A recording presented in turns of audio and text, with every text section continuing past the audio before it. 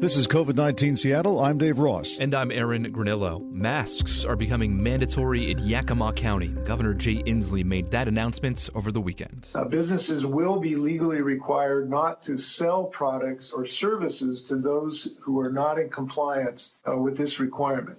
So that essentially means no mask, no service. Yakima is one of the coronavirus hotspots in our country, and it looks like right now it is in the worst shape across the entire West Coast. Yakima Valley has probably the highest rate of COVID-19 per capita in the western United States. 22% of hospitalizations statewide for COVID are in Yakima County. The governor called the situation in Yakima County desperate. The local healthcare system can't keep up. At least one hospital in Yakima County ran out of beds last week because of the outbreak.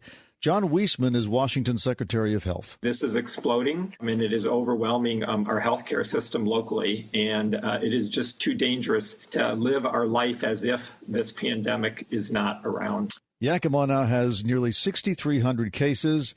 That's more than the entire state of Oregon, and the state is worried that cases across Yakima could double in the next 2 weeks. We've had this talk before on this podcast, but we need to bring up the mask debate now in light of the governor's order. So, what is the right approach? Because Inslee is mandating people wear them in public across Yakima County. Other governors say enforcement is not the answer.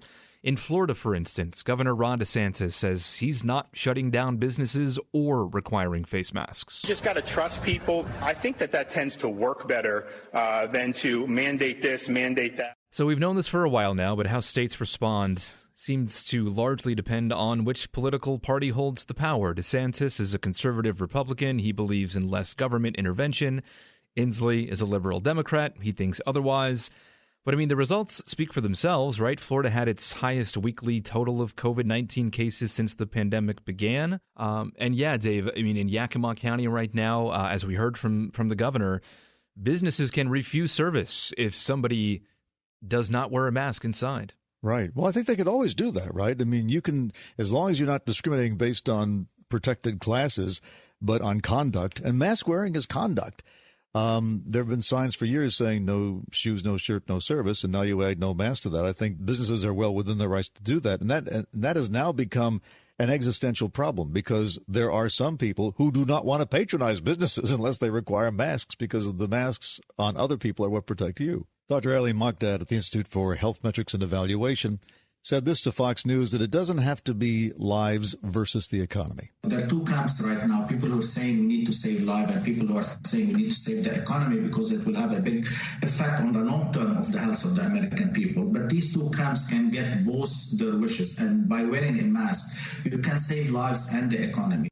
And that's his message, that masks will work, and countries that have used them have been able to control the epidemic much better than others. For some reason, though, Yakima County has been a problem, Aaron, and I don't know if anybody has come up with an explanation for that. I've been told it's not because of the nature of the work there, the agricultural work there, or the food processing plants. It's because the people, for whatever reason, just don't want to wear masks. Right. I saw one of the more staggering numbers coming out of Yakima County. 26% positivity rate for tests. Yeah. In King and, Snohomish, Pierce, we're seeing positivity rates like 6-7%. So that's at least 20% more than any other county across the state. And, Inslee says it's not just because of results of increased testing. It's because there are just simply more people getting sick out in Yakima County. And this is from a listener, so I don't know if this is the feeling of most people in the state, but the person who wrote me the note said, well, eventually this is how you'll get herd immunity. You let it spread, and people either survive or they don't, and those who survive have immunity, and over time, very slowly, and at great cost, we conquer it without a vaccine.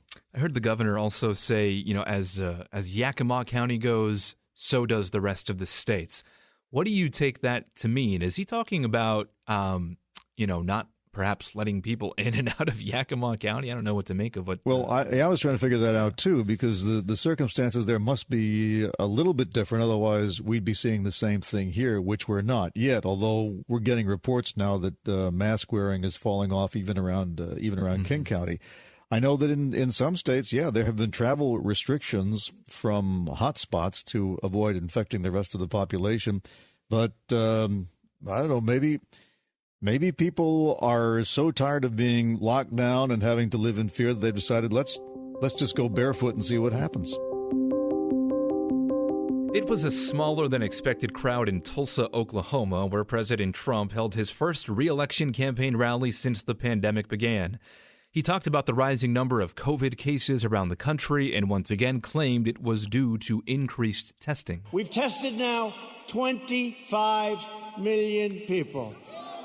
It's probably 20 million people more than anybody else. Germany's done a lot. South Korea's done a lot. They call me, they say, the job you're doing. Here's the bad part.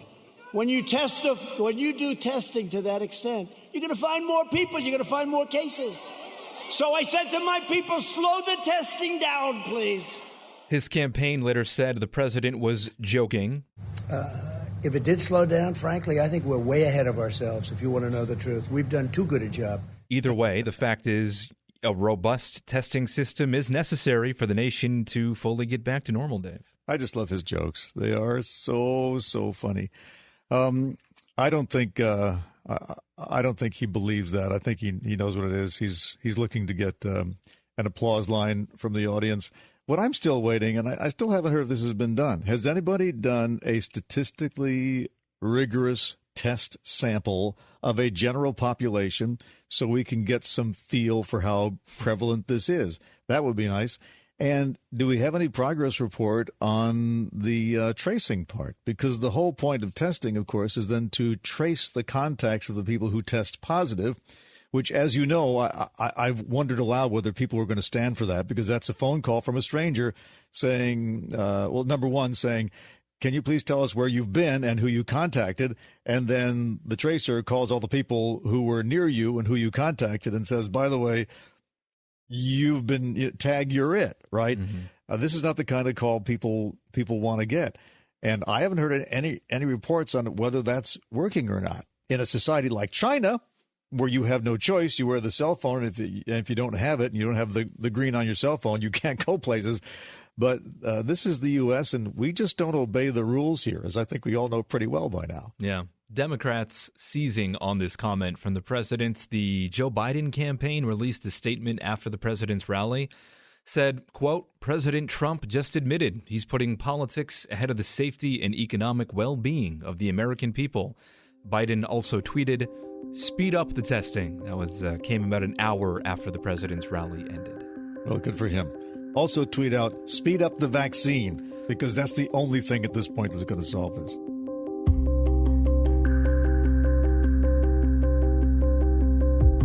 We will be back tomorrow and every day after with a 10-minute rundown of the daily local news. You can subscribe to this podcast. You can also find our news coverage on mynorthwest.com or listen live at 97.3 FM.